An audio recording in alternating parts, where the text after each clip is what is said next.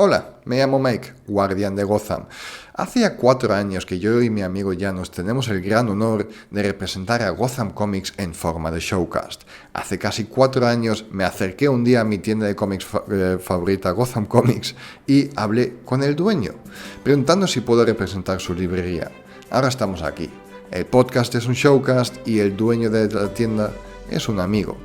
En todos esos últimos años, Janos y yo hemos conocido más sobre la vida de Jaume y sobre la historia de Gotham Comics, pero algo que hemos descubierto hace muy poco es que junto a M.A. Garcías creó un cómic que este año celebra su aniversario de 25 años. En este programa os quiero llevar a una pequeña aventura, la aventura de una amistad que llevó a la creación La Canción de la Lluvia.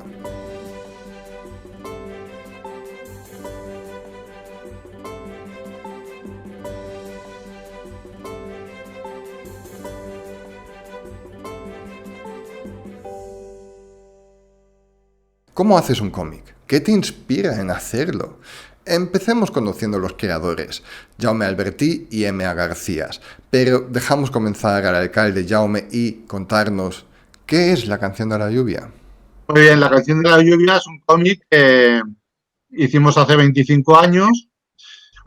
De hecho, la edición que está ahora publicada y que podéis conseguir en la tienda, en Gotham Comics, es la edición que celebra esas 2 décadas y media de su realización.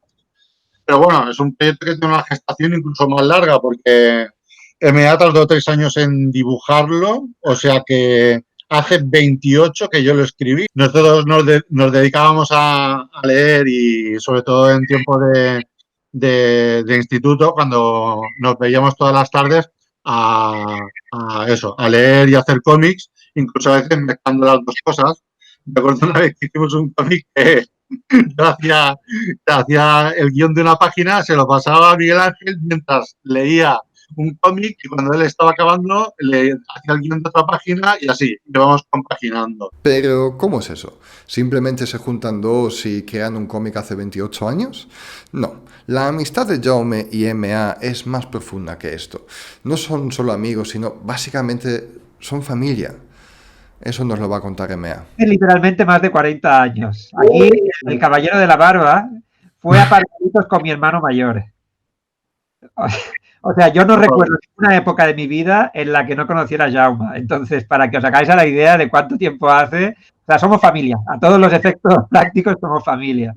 Entonces, yo creo que desde pequeñitos ya compartimos todas las aficiones y él fue el que nos pegó, a mi hermano y a mí, la afición a los cómics que nos gustaban, pero fue el que nos llevaba ventaja, el que ya devoraba cómics de superhéroes en aquella época y tenía unas colecciones que para nosotros, claro, ahora, comparado con el tamaño de su tienda, no es nada, pero para nosotros aquello era la biblioteca de Alejandría. Sí, toda nuestra cultura popular y todos nuestros pasos de luego descubrir los juegos de rol, que es evidente en La Canción de la Lluvia que también hay una influencia considerable, todo ese camino de descubrimiento lo fuimos haciendo juntos. Y de hecho, nuestros grupos de amigos que nos fueron rodeando y que fueron creciendo con el grupo friki, todos los hemos conocido juntos. Mazmorras, una edad medieval fantástica y magia. Estos solo son algunos de los elementos que nos encontramos en La Canción de la Lluvia. Entonces, leyéndolo, me imaginé que la inspiración venía después de jugar partidas al Dungeons & Dragons con los amigos. Pero sorprendentemente, La Canción de la Lluvia tiene otras inspiraciones y algunas te pueden realmente sorprender. Porque sí que es verdad que es el grupo prototípico de 5 personajes, que podían ser el guerrero, el paladín, el explorador, el bardo, y de hecho, bueno, corresponden a esos arquetipos, pero también es un poco, hay otro grupo que sale de aventureros, que digamos que forman parte son los guardaespaldas del enemigo, entre comillas, y bueno, ellos realmente son los que sí que están jugando una partida de Dungeons and Dragons. Y bueno, si os acordáis de cómo acaban esos guardaespaldas, sabréis el amor que ya profesaba yo por entonces por ese juego, el Dungeons and Dragons, porque para nosotros el Dungeons and Dragons nunca fue una influencia, o por lo menos no fue una influencia positiva, porque empezamos a jugar a rol en el 89, pero empezamos a jugar a rol con la llamada de Cthulhu, que no tiene absolutamente nada que ver con el estereotipo medieval fantástico, tolkieniano Dragonlance del Dungeons and Dragons. La inspiración subyacente de esa historia fue algo que a mí me llegó la recibí, pero yo no estaba físicamente ahí. Jaume, en el verano del 92, que fue cuando él me pasó este escrito, si no me equivoco, fue cuando hizo su primera travesía, su primera tramuntana, que fueron, pues son 6 días, una travesía clásica, y por lo que siempre me ha contado él y otra gente que estuvo allí, pues fue evidentemente muy especial. Y de ahí parece que surgió la idea esa de, oye, ¿cómo molaría contar una historia con la estructura de una partida de rol, de unos aventureros que van tras un tesoro, que es una cosa súper clásica, pero tomando elementos que están ahí, algunos físicos, o sea, están estrictamente ahí dentro de cómo era esa vida de esos señores, que eran solo señores en aquel momento, caminando por la montaña. Y ahí están. De hecho, en las dedicatorias al principio del cómic hay la dedicatoria al grupo de rol y al grupo de excursionismo, por así decirlo. Y bueno, hay influencia del anti-Dungeons and Dragons, como he dicho antes, y hay influencia también del excursionismo. De hecho, cuando los personajes empiezan su viaje, están acampados, se les ve acampados en otros momentos del camino. O sea, no son gente que simplemente está en un bosque alrededor de una hoguera, sino que, bueno, se ve un poco la vida de, bueno, la afición por el excursionismo y la montaña. Hay montañas escarpadas, descensos y otras cosas parecidas. Pero bueno, yo creo que incluso en un entorno fantástico como ese hay influencias que son siempre de los autores, tanto a la hora de ilustrarlo como a la hora de escribirlo. Ah, sí, la Sierra de la Tramuntana. ¿Quién no le inspira un viaje a nuestra hermosa Tramuntana? Siendo fan de la fantasía, el rol y tener alrededor montañas y bosques, estar acampados, es simplemente ideal. Pero 6 días en la Tramuntana es todo lo que hacía falta para ser inspirado? Claro que no. Habían unos cuantos factores más. Hombre, yo luego a todo pasado veo cosas. Nosotros estábamos bastante metidos en un cómic de Sergio Aragonés y Mark Vanier, que era Gru, que era una parodia de Conan. De hecho, aquí al principio, cuando Forum empezó a publicar la serie, en lugar de dejarlo en Gru, puso Gronan, para que se viera más claramente qué era lo que parodiaba y supongo que para intentar empujar un poco las ventas. Y de hecho hay chistes que están sacados directamente de Gru. Y luego hay incluso una frase que me di cuenta ayer que está sacada creo que de Antonio Machado, porque en el tiempo estudiaba literatura en BUP y van cayendo cosas que, a ver, no es la mitad del texto que se lo haya levantado a un poeta, sino simplemente a lo mejor un diálogo o una frase en un simple bocadillo. Realmente es inevitable no meter algo de tu propia vida o de tu alrededor cuando creas un guión. Y más si tus amigos es tu grupo de rol y tu grupo de excursión y pasáis aventuras juntos. Así que, ¿cuánto del mundo real y de las amistades está dentro de la canción de la lluvia? Bueno, básicamente, antes hemos hablado de que se trata de los 5 personajes estereotípicos o arquetípicos del modelo fantástico de Dungeons and Dragons, pero también vienen del estereotipo de las formas que teníamos de jugar nosotros a rol. Así, por ejemplo, MA no sale como personaje, pero bueno, Martin Rees sería yo, Nagar sería Carlos, que es el hermano de MA, que como tenía forma de racano, pues son, digamos, elementos de ellos en la realidad que se filtraron a sus personajes. Ronald sería otro Carlos, que le gustaba mucho las pelis de Stallone, de Schwarzenegger, y fue a pegar al papel del guerrero sin cerebro, que lo único que le preocupa es comer y conseguir oro. Y luego Eger era un poco Diego, pero Sergei era Javi. De Jeff era Javi. De hecho, bueno, era un amigo que jugaba en las partidas de rol, bueno, jugar, observaba el rol. Lo más absurdo que hay es una partida que es un jugador que está observando pasivamente, pero es que Javi no solía hablar ni jugando a rol ni sin jugar a rol.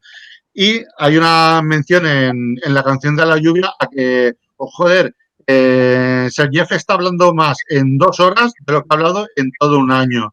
Pero realmente en este álbum habla bastante más de lo habitual.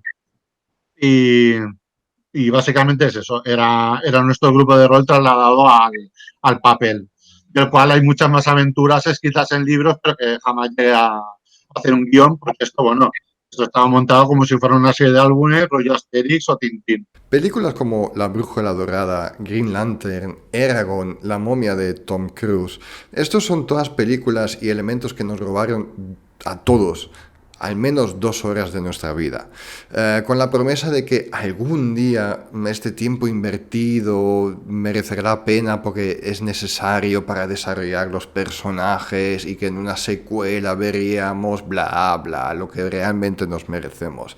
Sin embargo, estas secuelas nunca llegaron y lo único que hicieron estas películas era robarnos el tiempo, o sea, hemos perdido tiempo.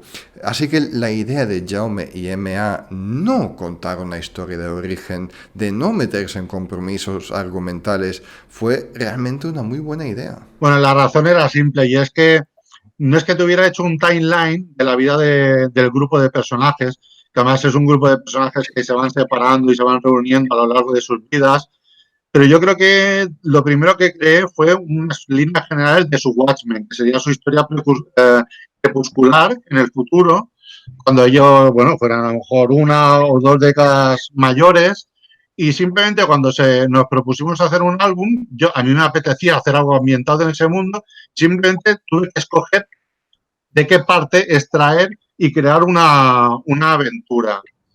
Porque Aventuras podría haber quedado de Malcolm Races en solitario, de los demás en la URSS, que es la ciudad natal de algunos de ellos, como se dice en el álbum, pero realmente sí, es como si fuera una colección de 38 álbumes y estás leyendo a partir del sexto. De hecho, se da por entendido cuando empieza la aventura, ellos ya vienen de una aventura, la han acabado, están regresando a casa y por en medio pues viene la excusa argumental para insertar otra aventura más en la cronología, que es la canción de la lluvia.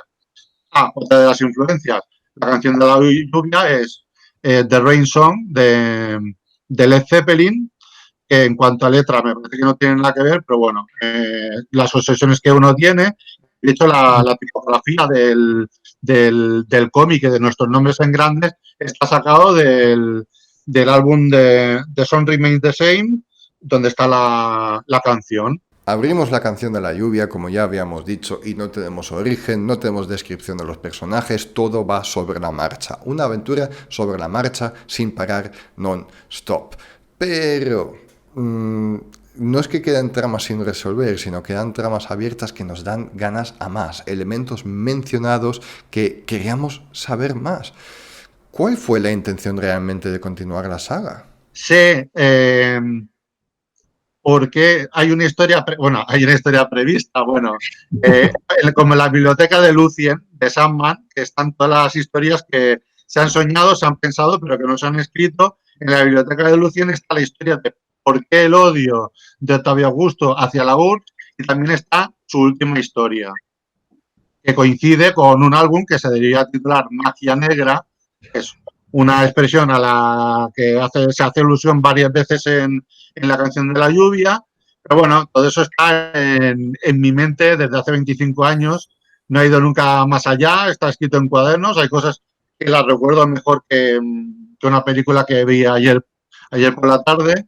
Y bueno, ojalá hubiera tenido yo la constancia. MA seguro que la hubiera tenido, igual que ha tenido constancia con todos sus proyectos de cómic posteriores, como Una piscina en el infierno llena de mierda o su serie de Huérfanos con Enrique. Quién sabe, a lo mejor en lugar de estar hablando del 25 aniversario, bueno, habríamos hablado del 25 aniversario de la canción de la lluvia, que hubiera sido el primer álbum a lo mejor ahora llevaríamos 25 álbumes diferentes. Era una de las ideas y una de las posibilidades que había, pero que bueno, no se pudo llevar a cabo porque, bueno, ya he comentado que yo he hecho cómics más tarde, pero nunca un guión tan largo. Y luego justamente el rol, aparte de ser una influencia en la canción de la lluvia, también fue la destrucción de mi carrera, entre comillas, como guionista, porque lo que tiene el rol por encima de los cómics es la inmediatez. Warren Ellis decía, Sí, trabajar, por ejemplo, para hacer series de televisión está muy bien porque te pagan un pastón. La diferencia es que cuando tú te metes en un proyecto televisivo, a lo mejor pasan 3 o 4 años antes de ver el resultado, si es que no se cancela. Pero en cambio tú puedes escribir un guión, sobre todo si estás trabajando para un mercado como el americano, y a los 2 meses tú ese guión ya lo tienes en las manos, escrito, dibujado, entintado, coloreado, rotulado, maquetado y bueno, y en las manos de miles de personas. Y claro, a mí me pasó eso con el rol. Con el rol es, tenemos partida dentro de 3 días tiene que haber una partida. O como a veces ha pasado, esta noche diriges tú, ya, pero esta noche son dentro de 2 horas. ¿Qué vas a hacer? Bueno, pues es una partida de hombre lobo que juegan a baloncesto entre ellos. Sí, yo os voy a contar un poco una intimidad de que la canción de la lluvia existe porque de alguna manera la forma que tiene Jaume de trabajar y la que tengo yo se cruzaron en el momento adecuado porque somos diametralmente opuestos en la forma de afrontar proyectos, porque él es espontáneo constantemente y yo siempre digo que todo el tiempo que jugábamos a rol era como estar asistiendo constantemente a su capacidad narrativa y de invención, pero con un público de 4 personas, porque no había más gente para asistir a él. Entonces, yo en cambio llevo muchísimos años dibujando y yo soy de proyectos de largo recorrido y no me importa meterme en un proyecto y pasarme años en él. Ya lo ha dicho Jaume que mi siguiente proyecto fue una novela gráfica en la que me metí que tardé 20 años en terminar y Huérfanos también, desde el 2001 que estoy trabajando en él y sigue ahí adelante. Entonces, coincidió que gracias a la inspiración de que en ese momento yo estaba que no sabía con qué proyecto ponerme, porque empezaba cosas y ahí sí que no las terminaba o repetía números 1 de algo en lo que ya estaba trabajando. Y que Jaume tenía esa idea y que por fortuna estaba suficientemente acotada, fue cuando encontramos la forma de que él encontró también el verano perfecto en el que venía de recorrer esa tramuntana y lo pudo escribir. Y a mí me pilló en un momento que dije, oye, pues sí que me meto a esto. Y hay que decir, nos metimos los dos y sobre todo yo sin saber a dónde me metía, porque este fue mi primer proyecto largo y es el primer proyecto de todos los que yo he hecho que ha terminado luego reproducido y distribuido, porque todo lo demás solo lo hemos visto pues mi hermano Jaume y yo, porque o no ha estado ni siquiera hecho en tinta o no era ni remotamente mostrable, ya no te hablo de publicarlo. Entonces, que justo ese verano coincidiera que Jaume tuviera la paciencia, porque insisto, él es muy disperso y él es de tener una idea tras otra, pero no de sentarse a vivir con la misma idea durante esos 2 o 3 meses que le llevaría a escribir ese guión. Y que yo me encontrara en ese punto, como para decir, no, mira, échamelo, lo que sea. Y además hubo otra cosa. Esto que comentaba de que este cómic podría ser el álbum número 6 de una serie de 20, para mí fue providencial, porque yo reconozco que si me hubiera tenido que poner a hacer una historia, un origen de los personajes, de cómo se conocen o de cómo encuentran, no sé, sus poderes o sus armas o lo que sea, yo creo que habría sido, no sé, aburrido o no, pero a lo mejor lo habríamos hecho, pero no habría tenido la misma magia de que este cómic esté ahí insinuando cosas que han pasado antes y anunciando cosas que pasarían después. Porque yo creo que también fue un caso mucho más especial que si hubiéramos tenido que empezar algo que se hubiera quedado en un principio sin más gracia.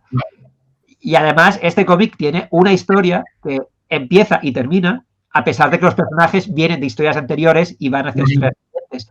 Y esa historia, por si no lo habéis leído, está basada en el mito clásico del Leprechaun, ¿vale? Que era ese duende que supuestamente estaba guardando, iba a buscar una marmita llena de oro al final del arco iris. Una historia que, por cierto, yo no conocía en ese momento y que Jaume nunca se molestó en explicarme. Entonces, la historia del Leprechaun y del ogro que guarda la marmita y todo eso, insisto, como lo que decía antes, yo lo dibujé sin ningún tipo de referente visual ni de ningún otro tipo. Entonces fue así como magia. Ah, pues mira, oye, qué divertido, una marmita al final del arco iris. Y así. Si eres fan del mundillo de Hollywood o has escuchado alguna vez una charla de Kevin Smith, sabrás cómo va la creación de un guión. La del mundo del cómic es parecido, consiste en unos simples pasos. Tener la idea, evidentemente, crear un buen conflicto, trabajar los personajes, escribir una sinopsis, crear puntos de acción dramática. Pero Jaume lo hizo un poco diferente, y eso nos lo va a contar M.A. Eran solo diálogos y descripciones y lo que es peor, no venían paginados de ninguna manera. O sea, y además que yo lo que tenía era un montón de páginas que parecía, o sea, pero ¿dónde has encontrado esto? Con tachones y con borras y cosas. Y dije, oye, pues, ¿y esto cuánto ocupa? O sea, os juro que yo tardé fácil 2 años en saber qué tamaño tenía aquel cómic, porque nunca me paré a cogerlo entero, que es una cosa que ahora lo primero que hago con un guión es o el guión ya viene paginado, o me siento y lo subdivido para tener una idea de el álbum que estoy trabajando ahora, sé perfectamente que tiene 72 páginas, porque ya hice ese esfuerzo. Pero en su momento él me lo pasó y dije, oye, pues esto, ni yo ni idea. Y además, como teníamos costumbre nosotros de leer cómics de superhéroes, donde cada página pues tendría 4 o 5 viñetas, entonces, y aquello tenía más texto que todo, entonces yo de repente digo, pero ¿cómo metió yo todos estos diálogos en cada página y con todos estos textos? Pero esto va a quedar así súper abigarrado y todo. Y ahí, y sin saber, pues me lancé a hacer páginas y páginas y más páginas sin saber aquello a dónde iba. Entonces, Jaume siempre dije, no, es que él sabía que me podía pasar cualquier guión, o sea, habría podido hacer la lista de la compra y decirme, dibuja esto, y lo había dibujado. Y digo, no, ahora puede que fuera así, porque ya me conozco y ya tengo una organización, pero todo esto lo aprendí dibujando la canción de la lluvia.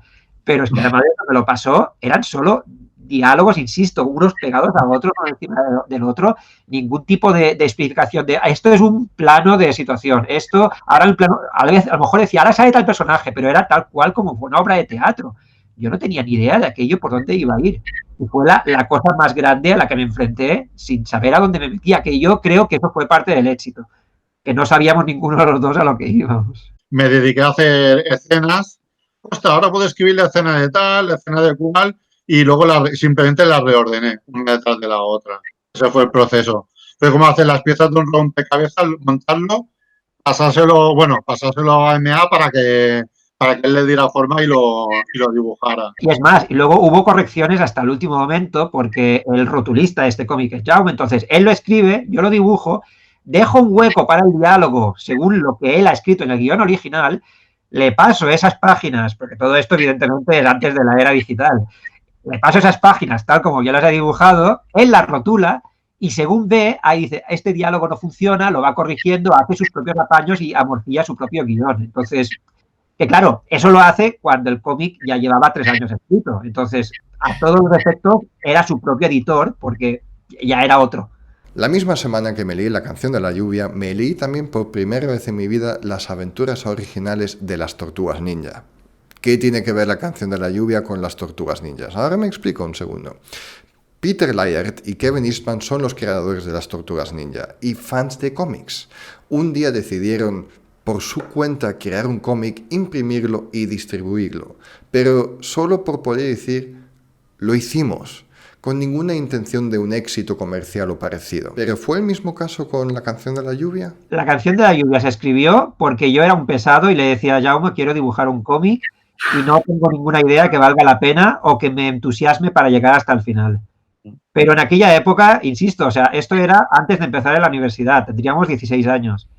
Estoy bastante seguro de que la perspectiva de que aquello se publicara de ninguna manera estaba... Nosotros nunca habíamos hecho cómics para nadie más que para nosotros, nuestros allegados, y además todo aquello se fotocopiaba, se encuadernaba cutremente y se distribuía a quien le hacía falta. O sea, no había ningún tipo de intención comercial ni de nada.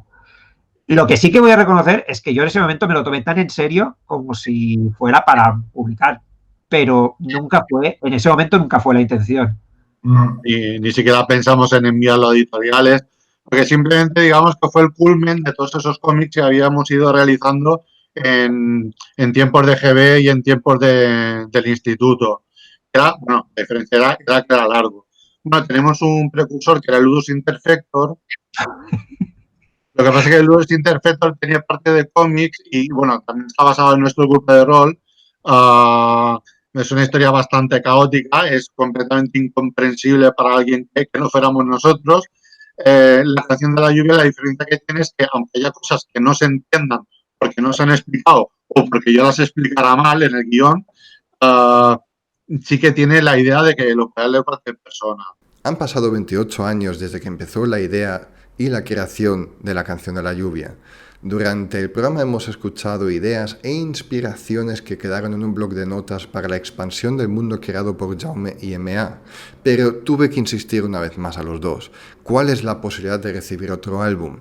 Veamos qué tienen que decir los creadores y cómo todo esto nos lleva al derecho romano. Primero, yo, si lo quiere hacer Jaume, él ya sabe que cuenta conmigo. Yo durante años le estuve persiguiendo para decir que contara otra historia, que fuera anterior o posterior, y solo era porque algo que sí que me apetecía mucho como reto era que apareciera la URBS, esa ciudad de la que todo el mundo habla, y precisamente ya una vez establecido que era un lugar donde habían pasado muchas cosas, dije, pues contamos una historia que pase ahí, aunque sea una historia corta. Entonces, si Jaume se animara, sabe que contaría con mi, iba a decir con mi pincel, pero no, ya trabajo en digital. Entonces, eso por un lado. Pero insisto, yo creo que también se hizo este cómic en ese año porque estábamos en una confluencia en la que yo venía de no tener proyectos o tener ganas y Jaume consiguió centrar todas sus energías. Ahora estamos, pues la situación es muy diferente y pues depende de su capacidad de volver a sentarse consigo mismo para ponerse a pergeñar más páginas en papel o en el ordenador a ver cómo lo sacaría. Y claro, sería ayer cuando lo releí, que hacía tiempo que no lo hacía. Además, ayer fue la primera vez que lo leí como si estuviera leyendo el TV de otra persona. No es exactamente así, pero las primeras veces que lo leí, pues tienes en la cabeza de cuando escribiste esa escena, de cómo la hubieras dibujado tú, si no lo hubiera dibujado de esa manera y cosas así. Pero ayer fue como, ostras, lo puedo disfrutar sin ver, digamos, la parte industrial o la parte creativa que hay detrás. O sea, hay algunas cosas que, ostras, esto lo escribí por esto, Miguel Ángel dibujó esto por esta razón. Y me di cuenta que si quisiera escribir otro álbum o álbumes, tendría que reunirme a hablar conmigo mismo, ¿no? Como ha dicho Ana, pero conmigo mismo desde hace 28 años. Y yo no soy esa persona ni personal ni creativamente hablando. Yo ya no estructuro las historias así, no escribo así, ni los diálogos. Claro, sería curioso. Son personajes que están ahí, pero bueno, si en 28 años no he vuelto a hacer nada con ellos, salvo que aparecieran en algunas partidas de rol, rollo cameo como artistas invitados, es un poco complicado hacerlo a partir de ahora. Mundos de fantasía hay muchos. A mí lo que me hubiera gustado era expandir el entorno a base de álbum, que se fueran conociendo la URSS, como dice Llanos. La URSS, spoiler, es Roma, básicamente. URSS es ciudad en latín, porque de hecho otra de las influencias que se nota de forma leve era que, bueno, yo estudié Derecho y en primer curso había Derecho romano y todo el tema de sextuplicar mi peculio, el peculio pues era el dinero que tenía alguien que dependía de la potestad de su padre. Hay términos en latín que vienen de eso, de haber estudiado derecho romano. Pero luego también hay términos anacrónicos, que era lo que dice Víctor, nuestro amigo Víctor, en la reseña que me hizo hace casi 20 años cuando leyó el tema por primera vez y que hemos incluido, Miguel Ángel ha incluido en esta edición de forma sigilosa. Pero los anacronismos están hechos a posta porque otra de las influencias fue Fritz Leiber y Fafel y el ratón gris, que son una de las sagas clásicas de la fantasía.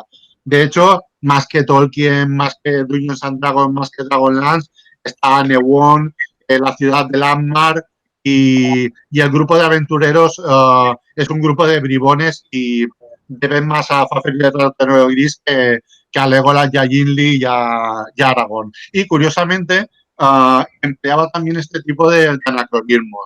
De hecho, hay un momento en las aventuras de Fafel y el ratón gris aparece un tío en un dragón que sale del agua hablando en alemán, por ejemplo, y dice, what the fuck?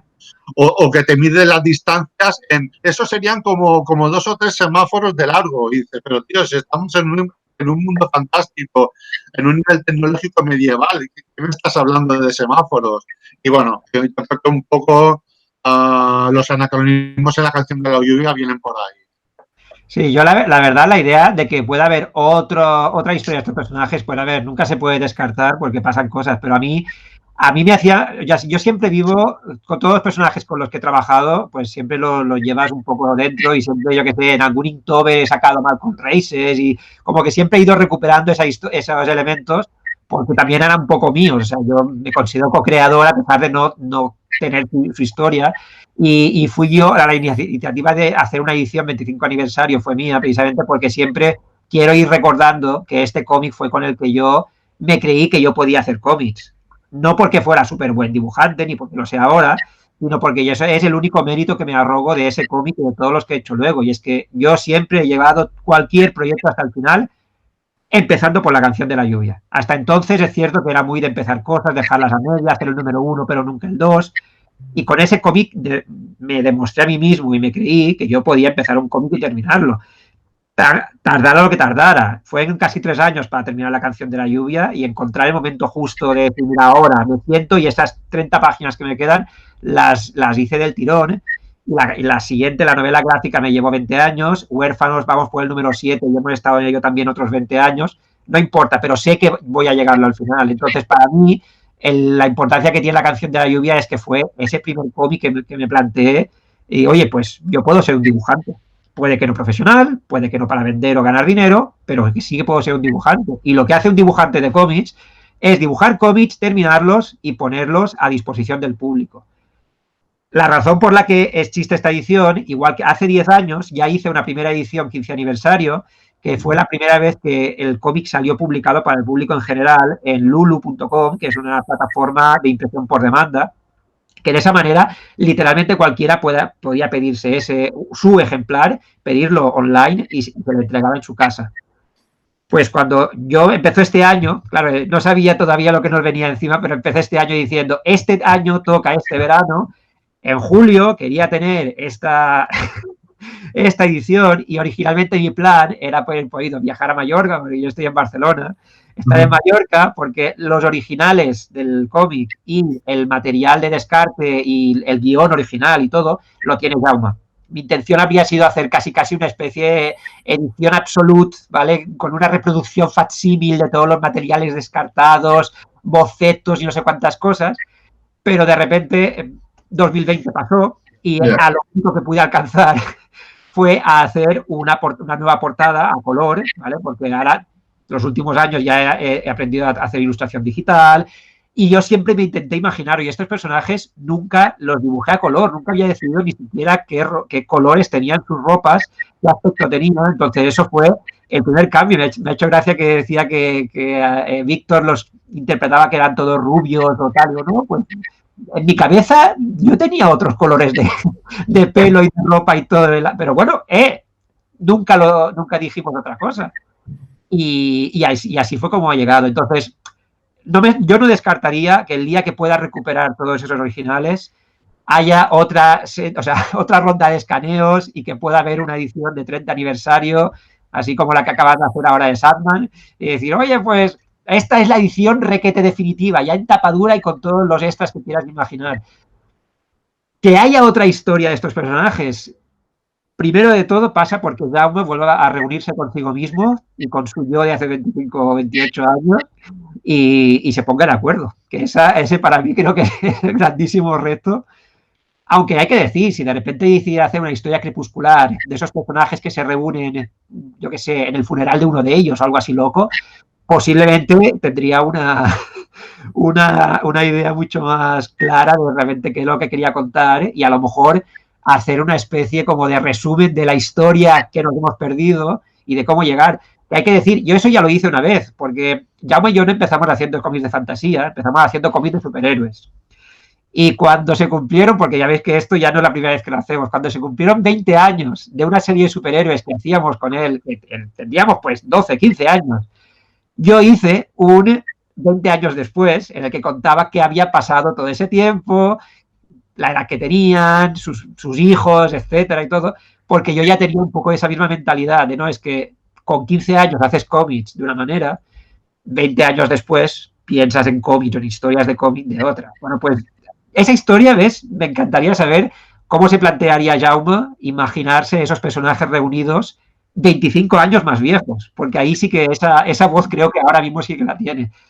Una historia de cómo eran así de jóvenes o incluso una precuela la veo compleja. Blade Runner 2049, Mad Max Fury Road, Clerks 3, estos son todas secuelas que llegaron décadas después y contaron nuevas aventuras en forma de continuidad.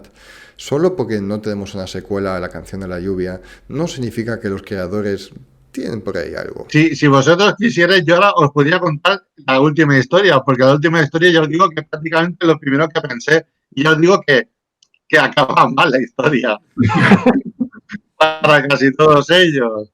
Y cómo se ha ido, bueno, deformando las relaciones entre ellos a partir de unos sucesos determinados que pasan posteriormente a la canción de la lluvia.